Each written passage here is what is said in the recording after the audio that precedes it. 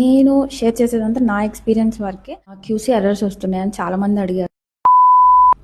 Hello everyone, welcome to the day 5 of starting a business in Meesho. First మీషోలో account అయితే open చేసాం without GST. Next step catalogues upload చేయడానికి photos అయితే తీసుకున్నాము. Last video AI అని comment చేసిన వాళ్ళందరికీ మ్యాక్సిమం ప్రాంప్ట్ అయితే పంపించాను.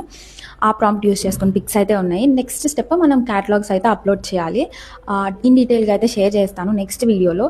దానికన్నా ముందు కొన్ని ఫ్యాక్ట్స్ అయితే మీతో చెప్పాలనుకుంటున్నాను. నేను మీషోలో బిజినెస్ స్టార్ట్ చేద్దాము అన్న థాట్ వచ్చిన దగ్గర నుంచి నేను చేసిన రీసెర్చ్ బట్టి అకౌంట్ ఓపెన్ చేసుకొని మీషోలో క్యాటలాగ్స్ అప్లోడ్ చేసుకుంటే ఆర్డర్స్ వచ్చేస్తే డెలివరీ బాయ్స్ వచ్చేస్తారు, తీసుకెళ్ళిపోతారు. బిజినెస్ అంతే ఇక చాలా ఈజీ, సింపుల్, జిఎస్టీ అవసరం లేదు, అది ఇది అన్న థాట్లోనే ఉన్నాను.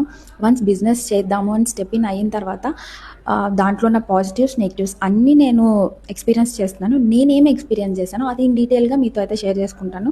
మీకు చాలా హెల్ప్ అవుతుంది. మీరు ఎవరైనా బిజినెస్ స్టార్ట్ చేద్దాం అని అనుకున్న వాళ్ళకి. క్యాటలాగ్స్ అప్లోడ్ చేస్తుంటే క్యూసీ ఎర్రర్స్ వస్తున్నాయి, అమౌంట్ తగ్గించమని అడుగుతుంది, షిప్పింగ్ ఛార్జెస్ చాలా ఎక్కువ పడతాయి, అవి ఎలా తగ్గించుకున్నాను ఈచ్ అండ్ ఎవ్రీథింగ్ నెక్స్ట్ వీడియోలో అయితే డీటెయిల్గా షేర్ చేస్తాను. ఈ వీడియో మీకు ఇన్ఫర్మేటివ్గా ఉంటే please do like this video and share with your family and friends ఎవరైతే బిజినెస్ చేద్దాము అని అనుకుంటున్నారో.